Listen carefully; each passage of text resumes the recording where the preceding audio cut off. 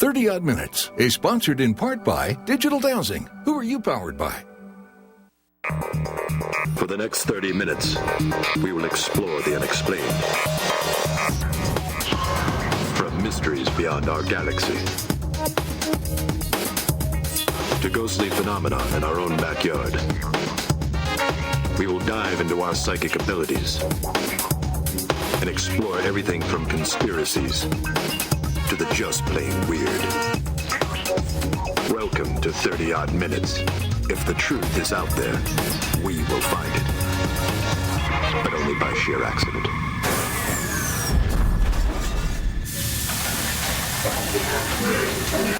Yay! Welcome to the bridge of the mothership. Our bridge. We're finally all together. It's nice to see you guys. Oh, it's so great. It's you know what it was forever. We've all been in quarantine, which is for the best. Matt and Andrew, you had the same disease, so cool. Well, the other thing is we got the autopilot finally fixed, so Matt and I can walk away from the deck for a while. Not that you guys really did any better than the autopilot. No, no. Let's just say we crash every time, so I think... At least we fixed the dents. We appreciate that. How have you been? It's been a few weeks. I've been doing pretty good. Pretty good. Staying busy. Yeah, good. Laura, it's been several weeks. You were on location in Dubai. What happened? I was. I had a great time, first of all, which was fantastic. It was very warm, which was also nice. Right. And then I went and I found out about some ghost stories in Dubai. I didn't think there were any because it's such a new city. Right. But it turns out there were. So there was this... Should I tell you about it? Yes, tell us. Are you We have a photo. Actually. Oh, let's check out the photo. Okay. Awesome. Nice and clean. So this is an area in Dubai called Jumeirah. It's actually an older part of town. If anybody has seen pictures of Dubai, you know that's not what it looks like on the bigger screen, Sure. the bigger picture. But these are the smaller places in Dubai. And apparently these houses were built on an ancient burial ground. That'll do it. They say. But you know what's really interesting? Didn't they see Poltergeist over there? They might have.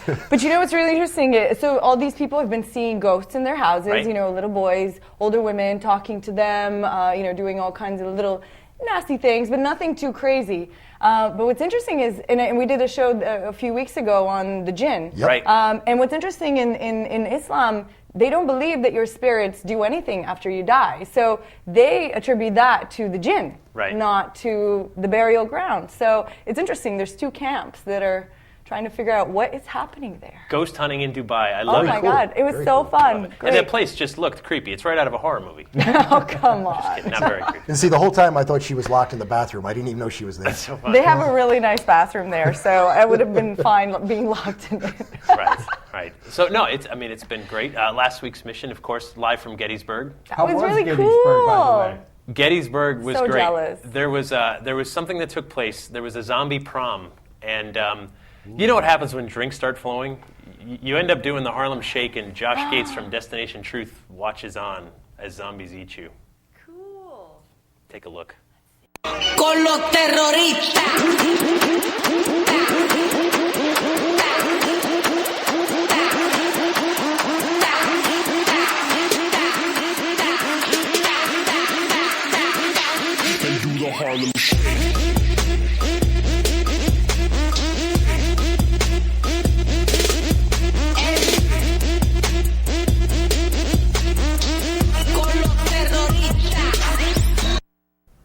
I saw Daryl's brother there. Well, there were some zombies from the Walking Dead there, and it was Very great. cool. There was two guys that they've played zombies. One guy told me he was killed like 4 times now, and it was just so much fun to be with all these crazy people. Our guest tonight was there too. We'll get to him in a moment. Great. But first, we have business. Oh, we do. We have business. We really need to say a big, huge hello to everyone watching 30 Odd Minutes on RCN TV in Lehigh and Delaware Valleys in Pennsylvania. Woohoo! Thank you. Thank you guys for watching. And also, thank you very much for remembering that resistance is not only for the faithful, it's not only futile, it's painful. I'm sorry. I can't read today. I'm still in Arabic mode. Right. We're sorry, the number you have dialed is not in service at this time. And we also have a viewer email, a very nice one, might I add. Janie Noswell from Ocala, Florida says, "Dear Oddballs, where do you guys get your fashion sense? I mean, seriously, it seems like only Laura owns a mirror." I can't see myself in a mirror. Fashion is for phonies and fairies. Oh, come on. Janie, thank you so much for the compliment. I'm so glad that you notice. And by the way, just a little secret, these guys, actually, they're naked and they're only imagining in their clothes. So, as you can imagine, their imagination is not so good. No, it's not. I keep saying we should just get uniforms and be done with it, and then it would look intentional. All right, so we did land the mothership tonight outside of a haunted house. Growing up in haunted places are scary, and though all of us are on the bridge now together, Dr. Dreck, we still keep him sequestered. Yeah, it's a good idea. It's for the best. It's Take better. A look. Yeah.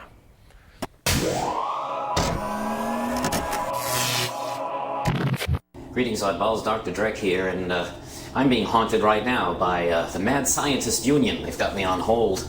They're threatening to throw me out of the Mad Scientist Union because I haven't come up with enough crazy inventions lately, and they're wrong. I'm waiting for them to get back to me right now so that I can clear all this up. And hi, yeah, Dr. Dreck's still here. Now listen, I have come up with some really stupid inventions over the past year. I mean, I made steak-flavored chewing gum, which really doesn't taste very good, but it raises your cholesterol. And I've made a nuclear-powered toothbrush, which doesn't really clean your teeth, but it makes them glow in the dark. And my favorite is the electric lawn that I made, so that if anybody trespasses on your lawn, zap, they're gone in a cloud of dust. I call it my lawn of the dead. That's not good enough? It's not crazy enough? Well, all right for you then, Mad Scientist Union. You know what I'm gonna do? I'm leaving your union, right? And I'm gonna join the same union that Matt Moniz is in, the Angry Scientist Union. What do you think of that, huh? Oh, good reflexes there, Andrew. Boy, you ducked just in time. Thank you, Dr. Dreck. One other thing I got in Gettysburg. Check this out: 30-odd minutes sunglasses. I got these. Very cool. From Justin. I'm so jealous. I know. How is it you get some and we don't? What are you gonna say? What are you gonna do? All right, thank you, Justin. Okay, let's get serious. Are there evil entities that mingle in our world and lives? Can they oppress and even possess us? What's it like living in a home where these forces are haunting and plaguing you day and night? Today's guest is here to tell us. He grew up in a haunted home in Maryland where he claims demonic forces attacked him and his family. He's the author of 2 books, Dark Force and Delivered, and his story has been featured on the Discovery Channel's A Haunting program. Here to tell us more about his ordeal and recovery, please welcome, beaming to us live from Maryland, Bill Bean. Hi, Bill. How are you, Bill? Hi, guys. Thank you so much for having me on. It's really a pleasure to be with you. Yeah, thank you, Bill, and thank you for sending over your story and all your materials. This is, we've talked to Christopher Lutz in the past, who grew up in the Amityville house. When you're a kid growing up around this stuff, it seems like it's the fright factor is just amplified. Can you take us back to Maryland, 1970? When do you realize there's something going on in this home? Yeah, in my first book, Dark Force, I write about this, that it all began in 1970 when my family and I moved into a 3-bedroom ranch-style home located in Glen Burnie, Maryland, in a community called Herondale. I was 4 when we moved into the home, but I knew right away. I mean, just the first time that I got out of the vehicle and looked at the house, standing there in front of the house, I knew at the age of 4, I could feel that something was not right. I was frightened. The house had an ominous look and feel about it. My sister, who was 13 at the time, also felt the same way. And the house was semi-dilapidated. My dad was a master carpenter, and he saw this as a restoration project, and he did quite a bit of work in restoring the house. But, again, it had this very ominous look and feel about it from the outside. Equally so on the inside. When you entered the dwelling, it had dark brown paneling on the walls. It was almost black, so very little light got into the house.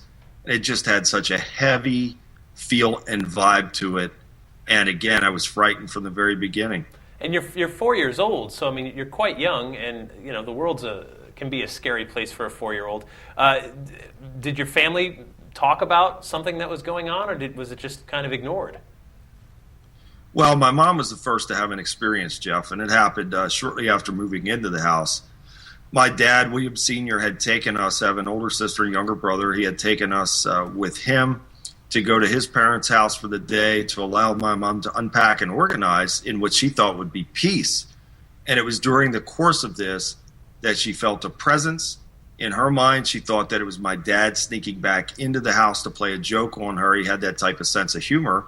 And she spun around fully anticipating on seeing him, and to her shock, nothing was there. Right. So, as you can imagine, she was taken aback by it. She was unnerved. She was startled, perplexed, all of those things. But yet, eventually able to go back to doing what she was doing. And then one of the bedroom doors slammed shut by itself, and that was enough to make her go outside and wait until we returned. So that's where it began. It began with these feelings of presence and with the door slamming, and gradually escalated into violent physical attacks on us from these demonic entities, which greatly contributed to the destruction of my family. Let's take a look at this house. Built, around 1940s? I know there's a picture at night. Was there any history to the house that you've discovered, then or since that? Yeah, back then, Jeff, I had no clue as to the historical aspect of the house or the area. However, a friend of mine did do research and had found out some very interesting things. That yes, you're correct. Those houses were built in the 40s, and there's a lot of history attached to that area, Native American history. And there is a structure located 2 miles south from that house in the middle of the woods that stands alone. It's a gigantic boulder-like structure, and it is called the Wishing Rock. And according to my friend's research, Native American tribes used to gather and worship at this structure, saying that it had supernatural powers. And if, in fact, there's anything to this at all, well, then it is possible that this was some sort of gateway or vortex that or doorway for these entities to come through.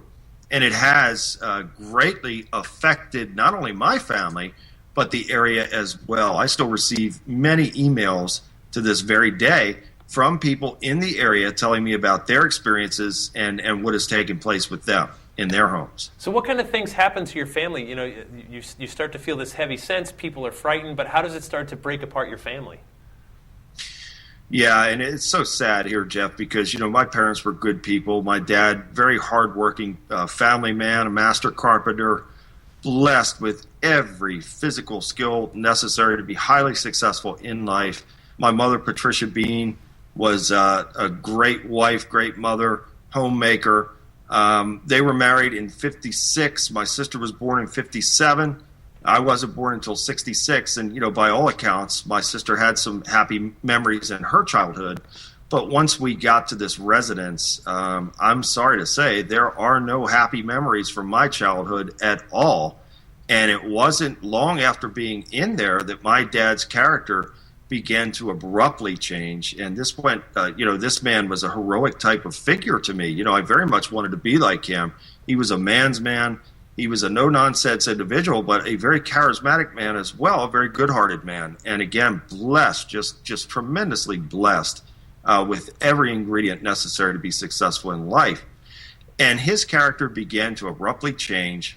And looking back on this now, I feel that he was under demonic attack from the very beginning, and he didn't know how to deal with this. This was an individual that was used to being in control of every situation, and this was something that he was not in control of, something that he couldn't control, and he began to drink very heavily and started staying out late at night. Of course, this was causing problems between my parents, and it was greatly affecting his business as well. So I feel that he just lost himself in the bottle, so to speak, and that was his only way of escaping the reality of what was taking place. And it dramatically changed his character. And I'm sorry to say that he had changed into a raging alcoholic who began to physically abuse my mother on a regular basis between 1973 and 1975, nearly killing her on several occasions. I can recall being 8 years old, having to run out of the house to get the police call on my dad. I mean, these are horrific memories, and I have no doubt, based on what I witnessed, that these demonic forces were able to manipulate him and enter him and actually fuel his rage towards my mother while under the influence of alcohol. Well, actually, Bill, I read your story. I read the book yesterday. And I have to say, first of all, extremely scary stuff. That's one thing that I'm afraid of, and that is ghosts, and definitely the demonic kind. So, it definitely was very spooky to read. But also, I noticed that it was very much told from the point of view of a child, and through the child's eyes. I wonder, do you really, could it have been some of these things that happened to your father specifically as we're talking about this? Do you think of it maybe through your child's eyes, through the experiences that you had in that house, that maybe you assume that it's these demonic creatures, but could it be that perhaps it was just a natural progression for somebody who maybe just had a hardship, then got into the bottle, and then the bottle basically drove him to do the things that he did? Do you really truly believe that it was the demons getting into him? Could it have just been naturally from alcoholism? Well, first of all, I want to thank you for taking the time to read the book. I really appreciate that. Secondly, no, absolutely not. Again, we lived over 10 years in this torment. And so, unfortunately, and I take no joy in reporting this story, the joy comes in now being on the other side of it and how blessed my life is now. But no, in living that, it was horrific. And I had suffered many physical attacks myself from 1971 really up until the time we left there in 1980, and then beyond. This stuff followed me into my adult years, and I've had some horrific experiences, and I've been in many near-death situations as well over the years, but absolutely not. I guess you would have had to have been there to really fully understand what took place in the house and with my family and I, and how my family was systematically destroyed by these evil forces. Bill, when you say you were attacked by unseen forces, I mean, what was that like? What did you experience specifically? Well, I was 5 years old, Jeff, and my brother and I'll give you a quick layout of the house. You would enter in through the front door into the living room. You would make a right down a long hallway, and the 3 bedrooms and bathroom were located at the end of the hallway. My brother and I shared the first room on the right, and my bed was closest to the hallway, to the door, and his was closest to the window. And in 1971, middle of the night, we're asleep in our beds, and something woke me from my sleep. I couldn't see anything there or anyone, but I knew that something was there. And I got frightened. I was going to get out of bed and get my parents. And as I got out of bed, a tremendous force grabbed me by my shoulders, slammed me back onto the bed, pinning me on my back. I've probably given over 1,000 interviews, and every time I talk about this, it'll bring chills because, I cannot in words relay the level of trauma and terror and fear that I was feeling at that very moment. I felt like I was going to die. I felt like my heart was going to jump out of my body. I wanted to scream out for my parents. I tried to scream out for my parents, and my mouth wouldn't work. Nothing worked. The only thing that seemed to be working for me were my eyes, and horrible things were happening, which seemed like hours, like these things were going on for hours, and I'm sure it was only several minutes. But what ended this was the appearance of what I call a divine manifestation. And this angelic lady suddenly materialized at the foot of my bed, and all the horrible things that were taking place had suddenly stopped. I felt comfort from this entity. I felt love. I felt security from this being as well. And the lady was a beautiful lady that had long blonde hair. She was glowing. She had like a very pale blue gown on. And the most incredible thing about this is this manifestation looked exactly like my mother. Wow. That's a powerful experience to go through. Bill, we have to take a quick break for the news. We're going to come back. We're going to see some frightening photos from this house as a child. And then we're going to learn about how you got past all this right after the news. We'll be back.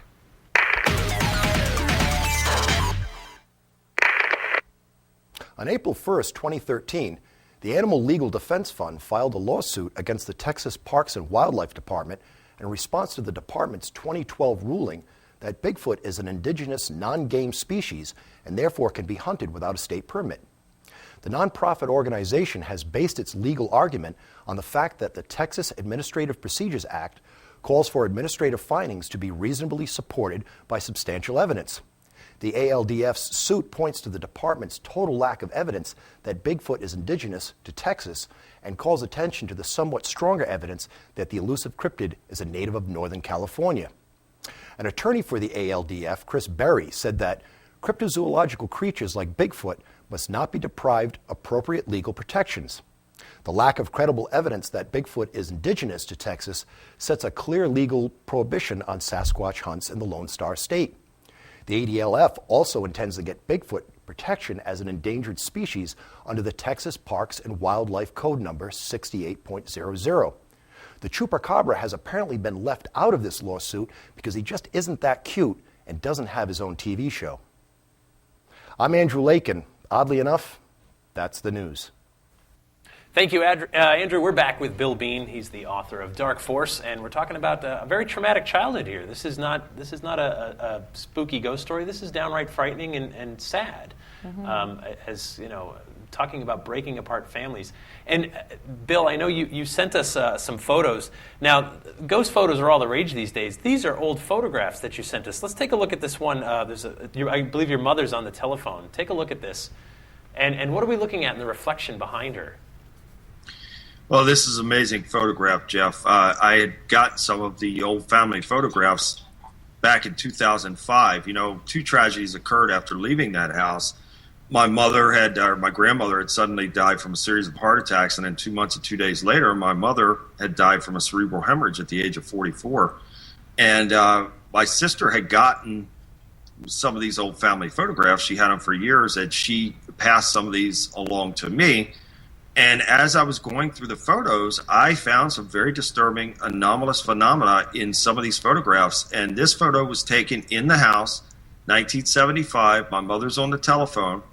And you see this large rectangular mirror behind her and an oval-shaped mirror to her left. In the oval-shaped mirror is this gigantic, almost alien-looking type of face. There's no other way to say it. You can see it very clearly. And furthermore, if you examine the image even in more detail, to her right, standing beside her, is this little alien-looking guy, and you see the flash of the camera coming off of its head. So there very much is a connection between, in our case, between the UFO phenomena and these demonic entities.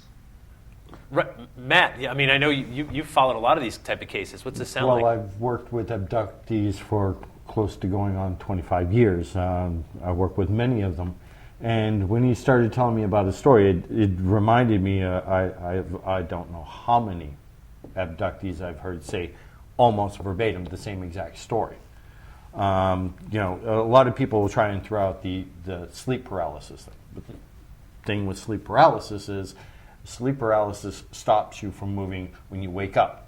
It doesn't work retroactively. In other words, he was trying to get up out of bed and do something. Right. He was already moving. Was already in motion. Right. Sure. Right. It doesn't work retroactively. In other words, something had to force him back down. It happened. It wasn't correct. Imagination. Sure, that's true. Right. No, that's an excellent point. And so Bill, what do you find with the connection between your case and UFOs? Well, this would be a whole other topic, I suppose. But I know. We know. With my case, if I were to list everything that I've had in my life, every supernatural abnormal experience, well, then you would have a series of shows with me. It's just been absolutely mind-boggling. And yes, the UFO phenomena is very prominently tied into this. And as I have progressed into my adult years, I began to have many, many sightings of unidentified flying objects and actual experiences with non-human looking beings. And again, it is all tied together. And I'm just so happy to be in the position now to where I'm free from all this garbage. and helping other people. So that's how my life has come full circle. One last photo, and then I want to get to your recovery. This Sure. entity photo you sent. This is frightening. Was this taken outside?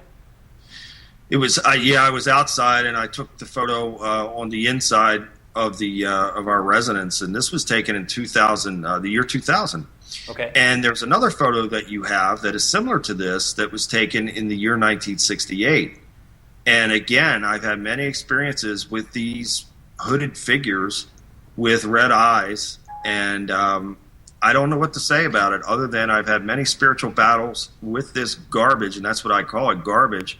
And I'm just so thankful to be free from it. I'm thankful to be empowered to where I actually battle against these things, and I just give thanks and praise to God for working through me to help other people and to have a peaceful and blessed life now, because I could produce photo after photo after photo. Sure. I've probably taken, thousands of photos over the years of anomalous phenomena, as well as shooting videotape of these unidentified flying objects. My UFO footage has been featured on many shows and TV news and all this other stuff. Right. But again, I take no joy in reporting any of this stuff.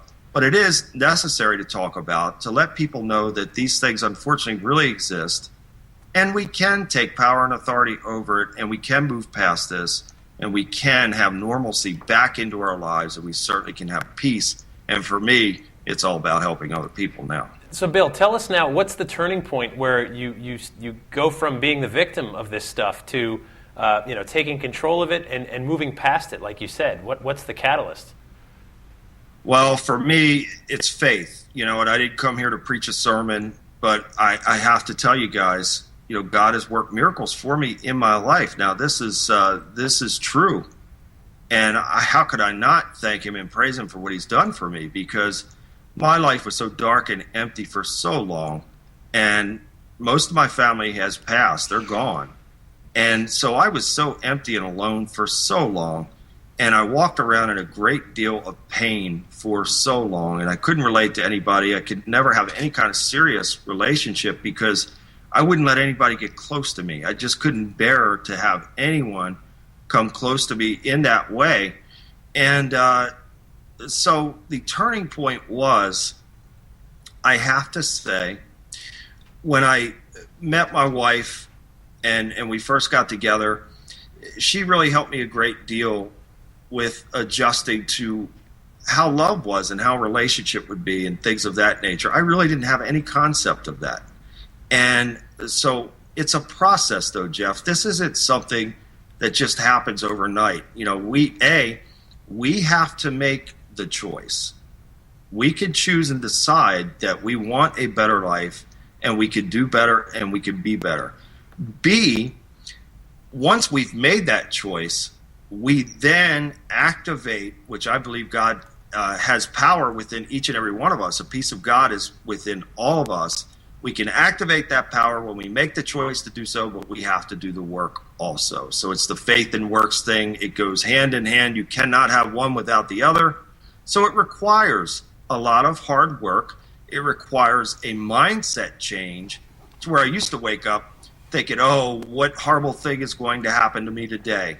Well, guess what? Bad things would happen because I've already declared defeat for that day. I've already expected bad things to happen, so bad things are going to happen. So now my mindset is I wake up declaring victory, and each and every day I expect things to go great for me, and things do go great. Right. Bill, thank you so much. We've come right up to the end of the show. The name of the book is called Dark Force. You've also got your second book as well, and always doing great lectures and working on new things. It was great seeing you in Gettysburg last weekend, and really appreciate you sharing your story. I know it's tough to relive those things.